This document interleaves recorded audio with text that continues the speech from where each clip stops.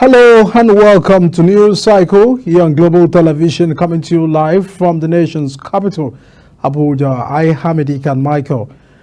A reminder that we are on DSTV channel 365 and StarTimes channel 276, free to air on Nicomsat.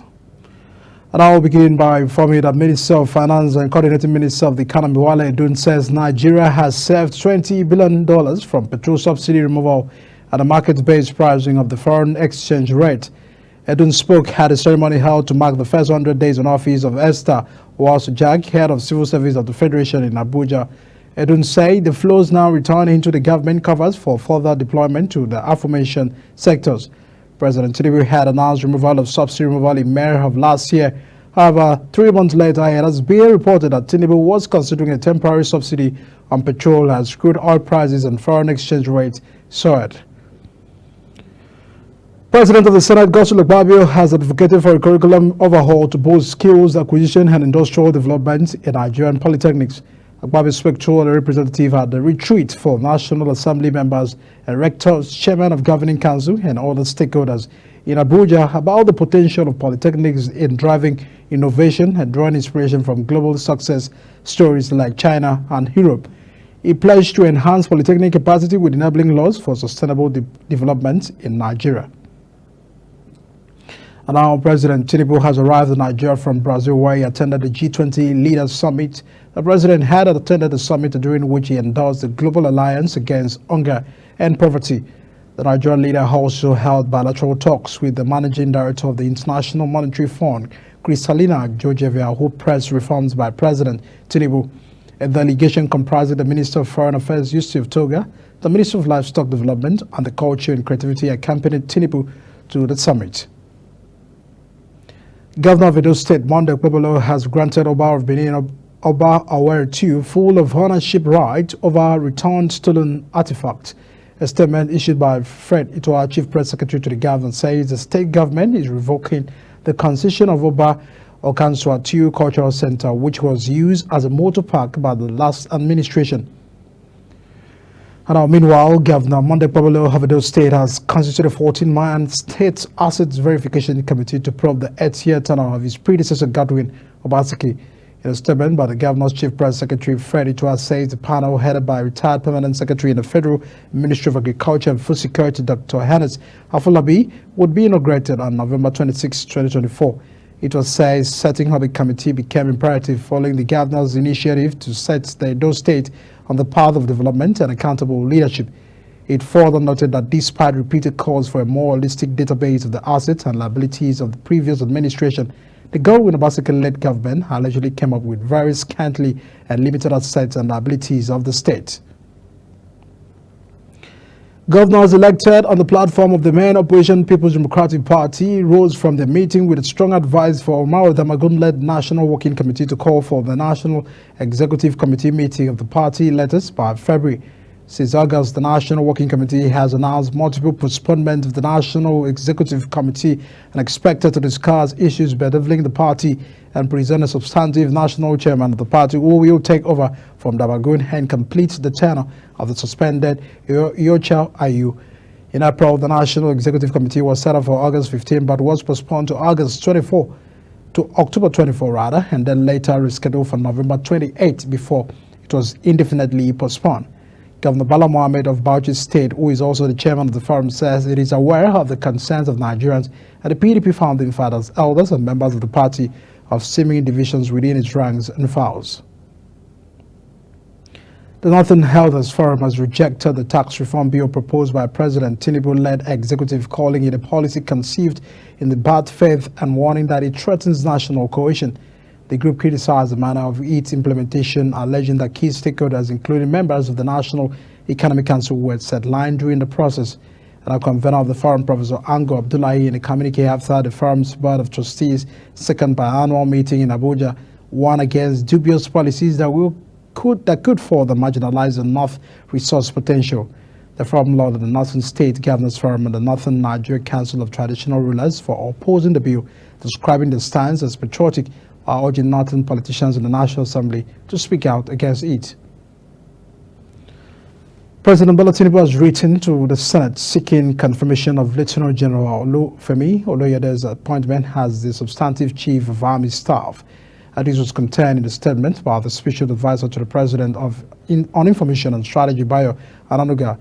In the letter, the president sought the army's chief confirmation in accordance with the provision of section 218 subsection 2 of the 1999 Constitution as amended and section 18 subsection 1 of the Armed Forces Act. President Tinubu had appointed Oloyede as the acting chief of army staff on October 30, following the illness of the late Lieutenant General Taiwo Rigid Labaja. The Nigerian Medical Association (NMA) says increasing the retirement age of health workers from 60 to 65 will address Jagba syndrome. Affairs Vice President of NMA, Dr. Benjamin Oluwajibitu, stated this when he led some members of the NMA on a courtesy visit to the House of Representatives. Remember Wale doing in Abuja, the association expressed appreciation to Wale Ahmed for sponsoring the bill on harmonized retirement age. Oluwajibitu called for speedy passage of the bill to increase the retirement age of health workers in the country from 60 to 65 and the maximum pensionable years of service from 35 to 40. The Chief of Head Staff, Air Marshal Hassan Abubakar, has called on Tertiary Education Trust Fund to extend its support to educational institutions under the Nigerian Air Force. He made the call when he paid a courtesy visit to the Tertiary Education Trust Fund headquarters in Abuja. Ramsin Abo has the details.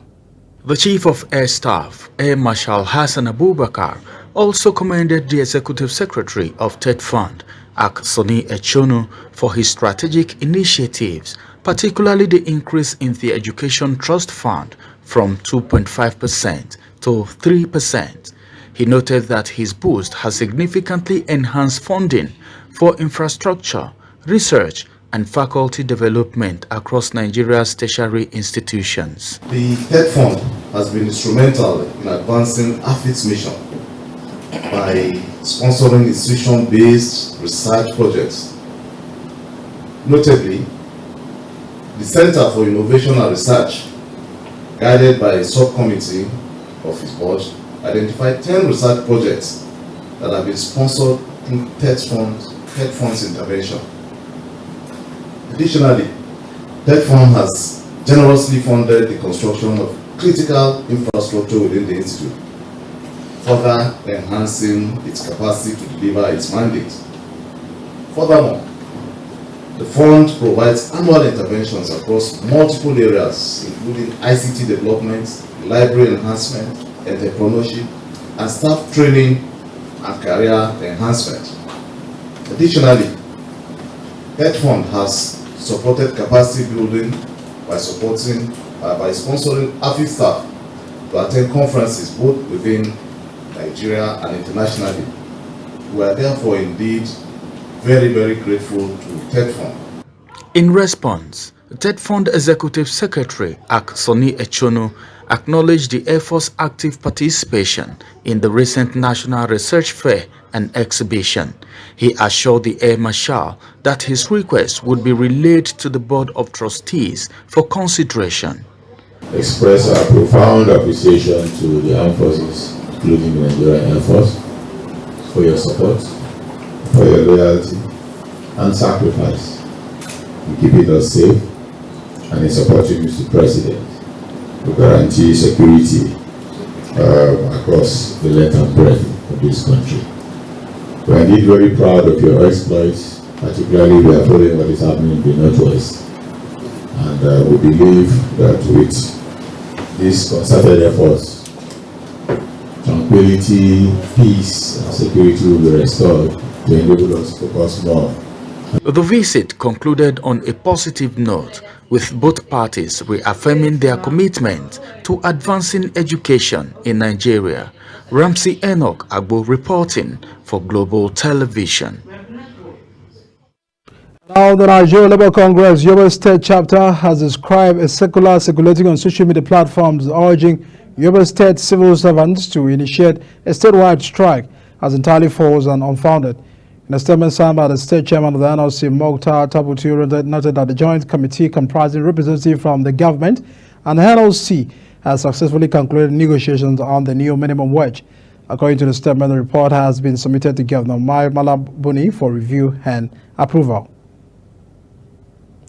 Now, in a landmark move to boost tourism and hospitality industry, Imo State government has signed a memorandum of understanding with the Hilton Group with the aim of repositioning the state as a destination for both business and leisure. At the signing of MOU in Owerri, the Imo State capital, Governor Hope Uzodinma said Hilton Group will manage Concord Hotel for the next 25 years, which form part of the agreement. Amar Chibet has a report. The ongoing renovation of Concord Hotel was first inspected by Governor Hope Uzodinma and the Hilton Group to ascertain the level of work. The governor highlighted that the partnership with the Hilton Group would elevate Concord Hotel into international standard and will further boost the tourism potentials of Imo State. I think we must encourage the inflow of people, traffic to this place. What is more, if Hilton is operating this hotel, it brings Imo State name to the world map. It means that using the Hilton honors, you can decide you can do business. It also means that you can sit in any part of the world and make reservation using the facilities of Hilton Group. I don't think there is any better hotel chain, that can manage this hotel better than Hilton. Governor Hope Uzodinma also said that the funding of the project was solely by the state government, which he said would cost an initial budget of 18 billion naira, with no plans to borrow funds for its execution. The contract for the full rehabilitation of the hotel to Record Engineering to the tune of slightly above 18 billion naira. It is our hope that they will complete the project within record time. Our initial contract period was to be 12 months. But today they've confirmed to me that they will finish in 9 months. The Senior Director of Development for Europe, the Middle East and Africa at the Hilton said the group was honored to collaborate with the Imo State government and look forward to lasting relationship with the Imo State government.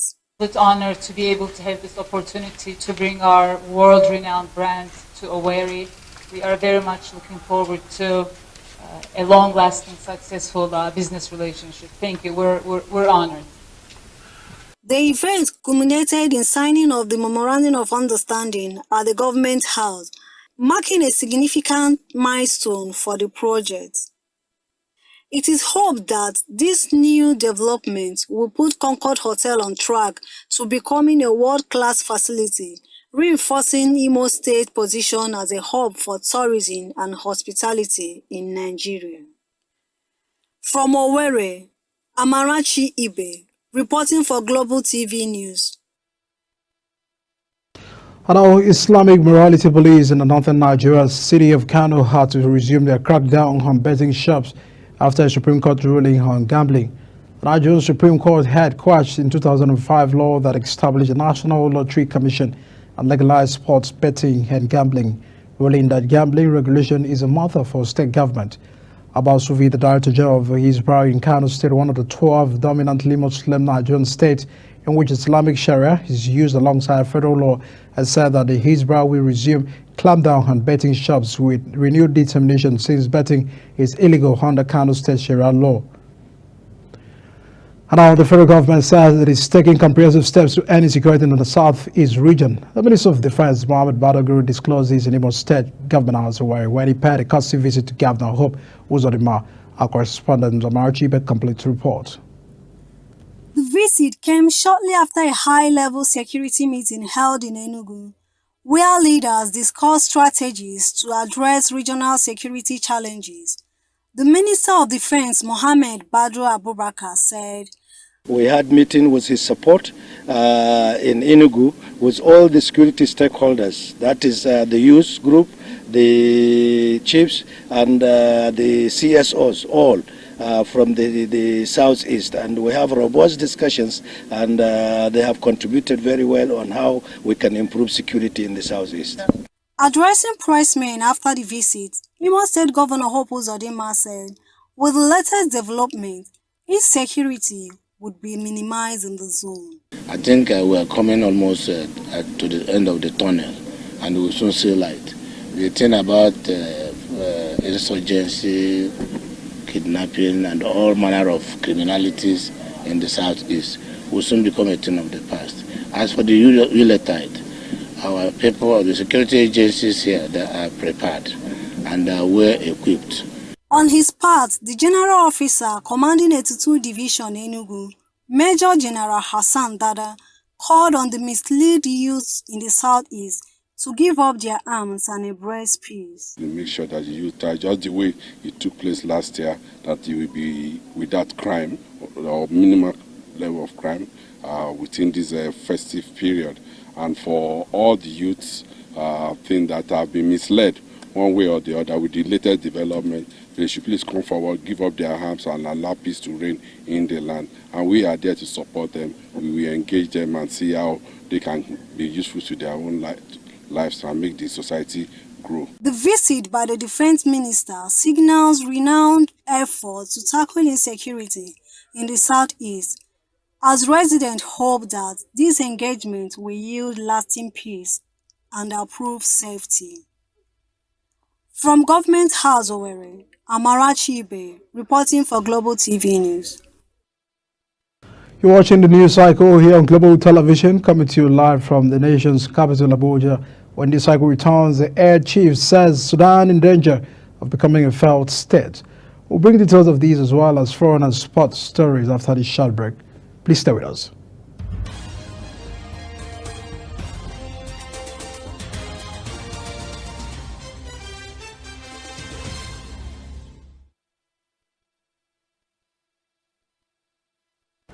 Welcome back to News Cycle. Now to business. The latest SBM Intelligence and Africa Focus Market and Security Intelligence Gathering and Strategic Consulting Firms in Africa Instability Risks Index has classified Nigeria as vulnerable to instability in 2024.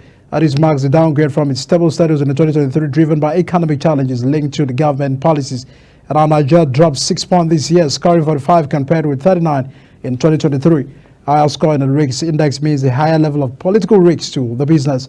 Other African nations sharing these risk status include Ethiopia, Cote d'Ivoire, Benin, and Togo, reflecting the broader economic and governance concerns across the continent. And now the United Nations Development Programme has emphasized the importance for Africa to tell its numerous success experiences and achievements, noting that the lack of positive narrative perpetuates negative stereotypes. Director of Regional Bureau for Africa, the UNDP, Auna Aziako, was said this at the ongoing 2024 Africa Economic Conference in Gaborone in Botswana. And speaking during the first side chat in global geopolitical complexities, Africa's development pathway, Aziako was saying the continent had suffered from being viewed through a negative lens, saying that the continent had endured a legacy of stereotyping and being synonymous with failure, which needs to change. And moving to the foreign scene, the head of the leading international aid agency, war-stricken Sudan, is in danger of becoming an other failed state because civil society is disintegrating amid the proliferations of armed groups. And General Higland, head of the Refugee Council, as well as the two men warring the army and their paramilitary rapid support forces, and many smaller ethnic groups looting and going on the civilians. The parties are tearing their own dream downs, their own houses. They are massacring their home people, he said. And for over 19 months, there has been a brutal power struggle between the army and the RSF that has forced over 10 million people to flee their homes. More than 80 people have been killed in a renewed sectarian violence in northwest Pakistan. Officials says that another 156 are said to have been wounded in the 3 days of fighting in the tribal district of Kiram near the Afghan border. The violence began on the Thursday when gunmen attacked convoys of the Shia Muslim traveling through the area under the police escorts. More than 40 died in that accident, which triggered revenge attacks. A Shia and Sunni Muslim have engaged in tribal and sectarian rebels over land dispute for decades, and hundreds of residents fled amid escalating violence on Friday and Saturday. At the sports, Republic of Benin in dominant display on Saturday emerged winners of the West Africa Regional Rowing Regatta. The modern edition of the two-nation West Africa Regional Rowing Regatta was held at the Biggs Boat Club Lekki Phase 1 in Lagos. The regatta, which began November 21, was rounded off on Saturday. And to win the competition, Benin Republic posed a dominant performance by winning 4 gold, 4 silver and 1 bronze medal. And Nigeria, on the other hand, got 1 gold, 1 silver and 1 bronze medal in a single score event. 6 men linked to Juventus and France midfield Paul Pogba will face trial from Tuesday, accused of blackmail and attempted extortion of millions of euros and holding the player at gunpoint. The case at the Paris Criminal Court has shocked the French football world, all the more so because the perpetrators include 3 childhood friends and Pogba's own brother, Matthias. The development comes as Pogba battles professional woes following the Juventus cancellation this month of his contract on account of the midfield suspension until March 2025 for doping. And in total, the group had accused of attempting to squeeze 13 million euros, believed to be an equivalent of $13.5 million out of the player. Real Madrid chief Perez lashed out at various targets during the club's annual general meeting on Sunday, including Europeans and the World Football governing bodies and their FIFA. The 77-year-old Los Boltos chief has been at war with football rulers over the Super League project at Madrid, Barcelona and other top European sides tried to launch in 2021. Perez blasted the new and expanded its Champions League format, which featured 8 group games instead of 6, an extra round of matches for some clubs. And Perez has often insisted that Super League project will serve the sport and treated at the assembly. He thinks football is gravely injured and has never been in more dedicated situation. And that's our package, a news cycle coming to you live from the nation's capital. A reminder that we are on DSTV channel 365, start time channel 276, and free to air on Nicomsat. Kindly watch the rest of our news on social media at Global TV NG. On behalf of the entire production team, we say a very big thank you for joining us on this cycle. I'm Edika Mike. Many thanks for watching. See you again.